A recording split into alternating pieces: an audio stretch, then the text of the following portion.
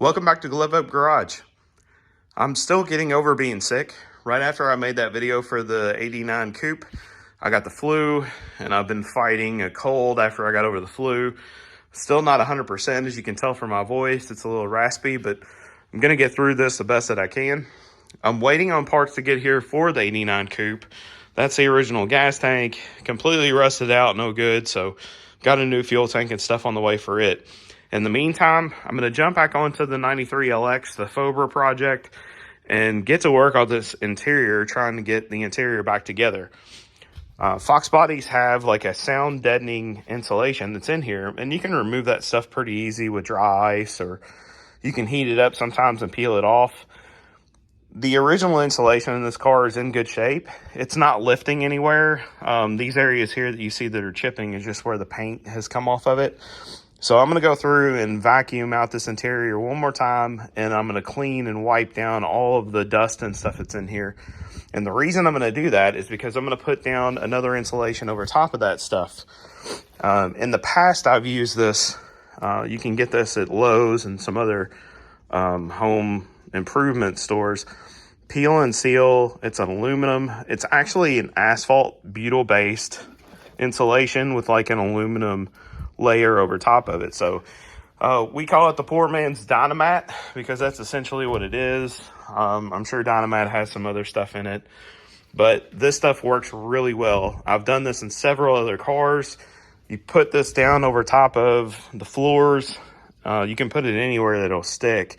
It usually doesn't do good with like vertical surfaces. So the quarter panels and stuff back in here, you can see there's like a bubble wrap material that the owner has stuck in there. It may stick to that, but anything like the headliner area, I really won't have to work on. He's already done the bubble wrap up there. But that Dynamat stuff, the cheaper version of the Dynamat, the peel and seal, usually won't stick to those surfaces very good unless they're super, super clean. So I'm not going to worry about up there. Mainly just going to worry about the floors, and then going back to the trunk area if I've got enough peel and seal. So I've got 4 rolls here. I think I've got one extra one that's a little older. We'll see how it does. But for now, I'm going to set up the tripod, get in here and wipe out this interior, and get rolling on this insulation.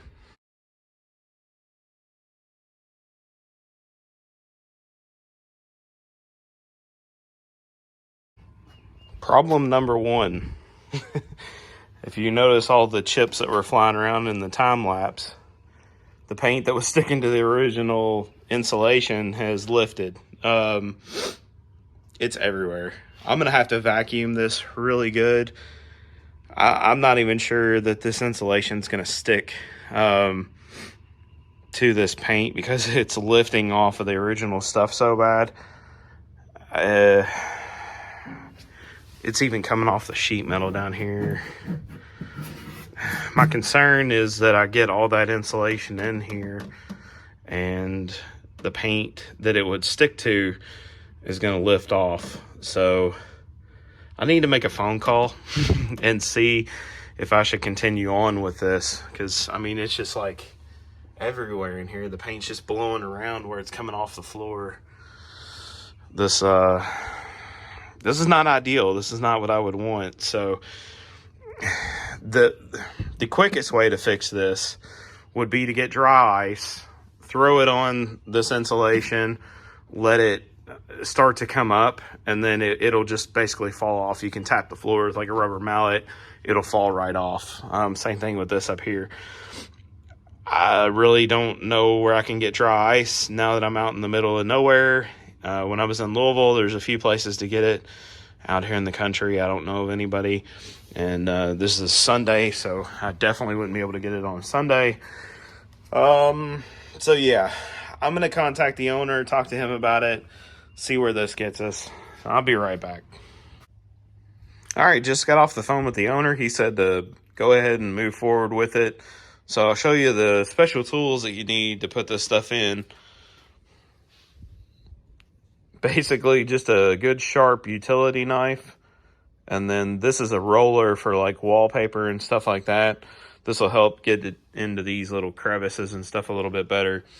So I'm going to go ahead, I'm going to vacuum this out. I'm going to grab a rag with some cleaner, just wipe this out. Hopefully not lift any more paint, and then come back.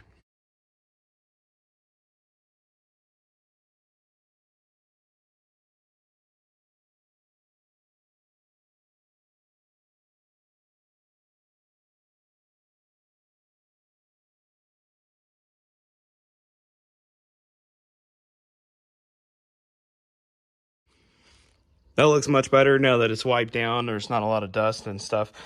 Still a few little dirty spots in here. It doesn't need to be perfect. It just needs to be relatively clean so that this stuff will stick. I'll start rolling this out. You can kind of do this in whatever pattern you want. I find it easier to go, because these strips are only 6 inches wide. I like to go from like front to back instead of trying going side by side. I think the pattern looks nicer when it's front to back. Gives you an opportunity to kind of overlap a little bit too. You can butt these up next to each other and then just go back over it with like an aluminum tape. And that's probably what I'll do on this one. So I'll just kind of butt them up next to each other. I'll have like one piece here, here, and here. I'll go up the trans tunnel with it, up towards the shifter, go over top of it. Try to get as much coverage as I can, like in these thinner sections. And then I'll probably go over top of the seat reinforcement, come back here, front to back, kind of the same thing.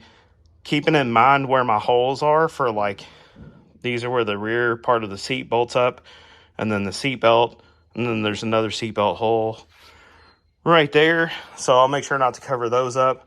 You can cover up the drain plugs and stuff like that. I'll keep the wiring harnesses and stuff out of the way too.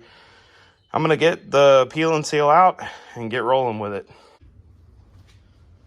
So with the nature of this stuff, because it's got an adhesive background on it, I really can't wear gloves while I do this. It'll just stick to the gloves. It's going to wind up frustrating me even more trying to get this stuff in here. It is rolled up very tight. And we'll get this roll opened up here. It does have like a backing, this paper backing stuff, which helps a little bit, but it's not 100%. All right. Okay.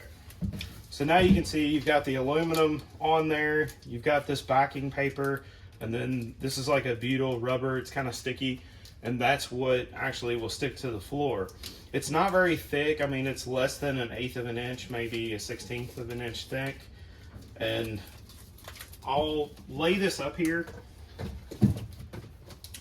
kind of where I want it to be.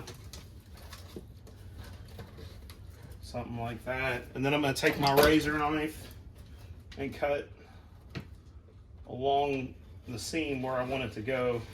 Basically, I'm stopping at the front side of this reinforcement because I'm going to wrap up and over the reinforcement in one piece in this direction, but I'm just going up to the base of it. And you can kind of tell just from where I had it laying there, it'll conform around stuff. It's not so thick that it won't bend to a shape that you want it to. So now that I've got my piece kind of laid up here in the floor, I know where I want it to be. I'm gonna peel it up here, and you can see all the little ripples and stuff in the floor have come through onto the insulation. So I'll get my roller ready. I'm gonna scoot up a little bit. Some people will peel the backing stuff a little bit at a time and try to get it laid in place as you go. I'm kind of in the school of thought of just peeling this off and sending it, because I don't want to try to fight with it, peeling the backing off while I'm getting it in place. Plus I know roughly where I had this thing positioned. All right, so I'm going to start from the front. I'm going to put some good pressure on it. I'm going to come in with my roller and really put a lot of pressure into it with the roller. Try to get into these little grooves. And I know from back there it's hard to see these grooves, and I'll bring it in closer once I get this piece stuck and you'll see what I'm talking about.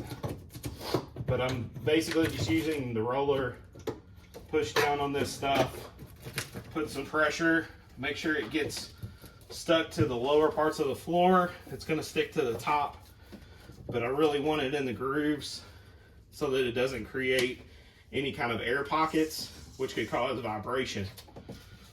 So that's the point of using this roller, is you want it to stick to the floor as best as you can possibly get it on there.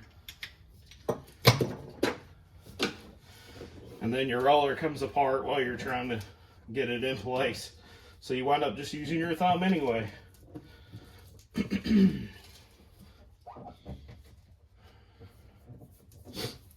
Alright, I'm pretty happy with that.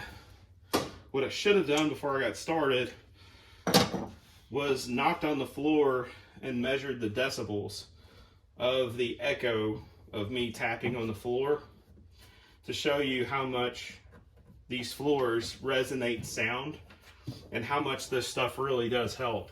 So back here in the back where there's no insulation, it's kind of got a hollow sound to it. There's no insulation back here at all, just up on the trans tunnel.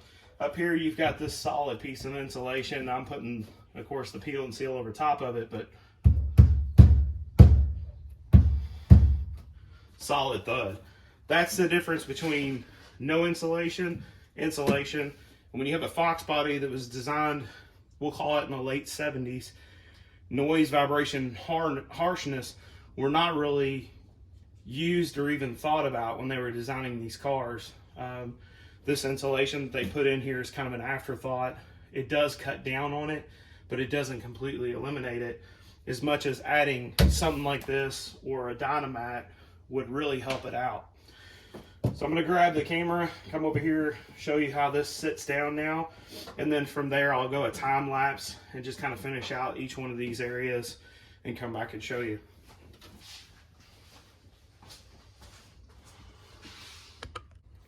This is what I mean about it being down in the groove.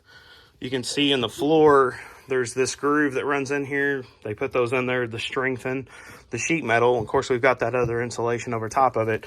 But I want to get these down in those grooves so that it seals up on it really good. You're going to have a little bit of, you know, there's going to be some spots where it's just not going to stick and stuff. So this will be my first piece. I'm going to put the second piece right up next to it. Third piece, go on up the trans tunnel with it. Excuse me, and try to tuck it under this wiring harness too. I want to go up and over the trans tunnel, and then I'm going to come down the seat reinforcement, making sure to you know, stick my studs up through it. This ground is loose because I'm going to cut around the ground so that we get a good ground there, and have this wire come up through the insulation so that it doesn't cause any issues. So, and again, no insulation. Very hollow sounding insulation. Very solid. So I'm going to throw this on time lapse, finish this out, and then I'll be right back.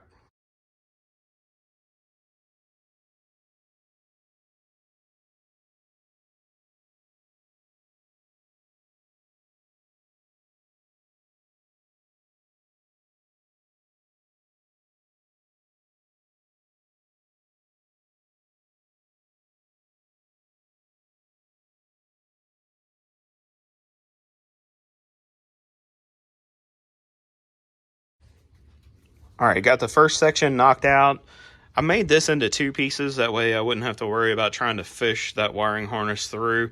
And then if you notice, I held the wiring harness in place with a couple extra scraps that I had. Now that's going to keep it from rattling against that insulation. I'll do that everywhere I can. So I'm going to come back over here when I do the rocker, and I'll put some of that insulation against the rocker so that this doesn't flop around. I mean, there are some holes in here that these little plastic pins go into. They do a pretty good job of holding it, but I mean, that's going to rattle no matter what you do. And that's the point of all this, is trying to knock out all these little rattles and stuff. All right, so I'm going to set it back up on the tripod, knock out this rear section on time lapse, just to show you again how much of a difference this is going to make. We're going to tap on the floor like a drum. I'm going to insulate this, and then we'll do the same thing, and you'll see how much of a difference this really makes.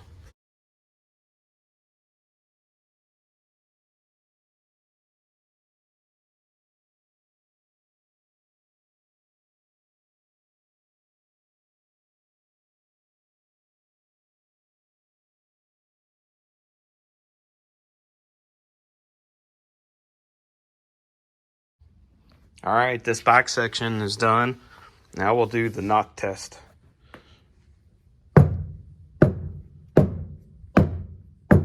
Yeah, noticeable difference. It's definitely not as hollow sounding. There's still a little bit of vibration, mainly from like my tools and stuff that are sitting here. So still need to go through and push it down in a few spots. You can see how it it'll raise up. Now, what'll happen is once it gets hot this summer, this stuff will kind of lay down a lot better. Right now it's cold. It's kind of not as stretchy as it normally would be. So once it warms up, this stuff will kind of like relax a little bit, and the carpet sitting on top of it's going to help push it down. Next thing I'm going to knock out is the seat reinforcement. I'm going to go up the trans tunnel a little bit further.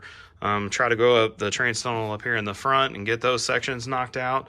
What I'd really like to do is get all of this covered that goes under the carpet today. That'll give me an opportunity to go ahead and throw the carpet back in and start working on some of the other stuff that I need to get this carpet back together. So I'm going to hop back on this, hit the time lapse again, move on forward.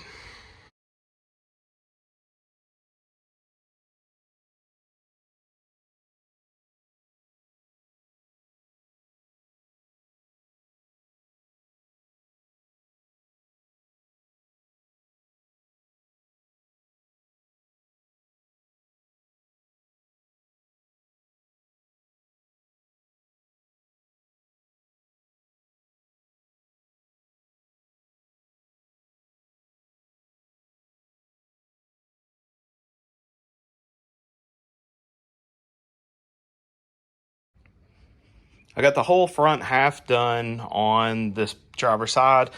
This is taking one roll of peel and seal to complete what you see. I got about halfway up over the tunnel in the front, all the way in the middle, and towards the back of the tunnel where it meets the rear bulkhead. I still need to go across the back of the bulkhead, and we'll worry about that with the next roll. I picked up 4 rolls. I had one old one here. I think I'm going to have just enough to kind of complete this. If the passenger side winds up taking a roll, I'm assuming that going across where the rear seat goes and up to the package tray area would be another roll, and then probably 1 roll, if not 2, all the way in the back there. By the time I go over top of the wheel tubs, the rear of the taillight panel and all that stuff back there. So that's where I'm at for now. I'll go ahead and knock out this passenger side with another roll, and then I'll come back when I'm done with that.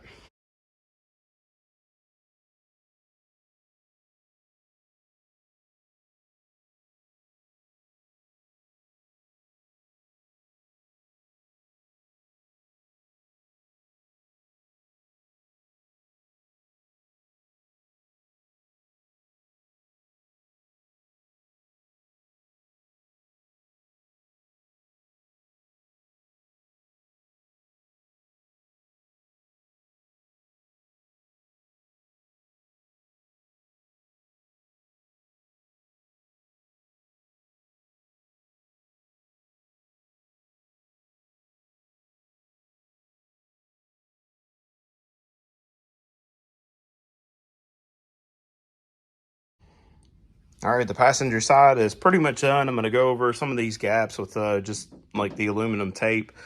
And then the last thing I need to do is the rear part of the floor, this bulkhead area here. And I'll knock that out, and I'll pretty much be done at that point. I can go ahead and lay the carpet in as soon as I go through and secure some of the wiring. I decided not to do the rockers. The more that I thought about it, I realized that there's not a lot of room in there for the harness that runs over on the driver's side. And then there is a couple of harnesses that run over here on the passenger side. What I'll do is basically just add some of that tape and secure the harness to the rocker. With the carpet over top of it, I'm afraid that it's going to be too tight to get the carpet to set right. So I decided not to go up the rockers. There's really not a lot of vibration in them anyway, so I'm not going to worry about trying to knock those out. I will go ahead and do the whole back seat area and get that kind of completed, because I've only got a little bit left on that roll. So I'm going to go ahead and move on to the next roll, go up over this area, see how far back I can get with that roll. Hopefully it'll be enough to just kind of knock this area out and I can move on from there. The plan, I think what I'm going to do when I get into this area is try to do like under the seat area as one section, the trans tunnel is one section, the other under the seat, and then this bulkhead. And I think that's going to make it lay in there a little bit easier, because it's not real easy to manipulate sometimes when there's a lot of complicated curves and stuff, but it does pretty good. Again, it's cheap. You can get this thing at Lowe's. I think one roll is 20 bucks. And you get half of a car for, we're $40 into it basically now. I don't know what Dynamat it's going for, but it seems like LMR and some other companies sell like a Dynamat kit for like 300 bucks. And maybe it's a little better material, and maybe it's pre-cut, or, you know, whatever the case may be there. I haven't really looked at them, but for this stuff, it works really well. We'll do the knock test over here.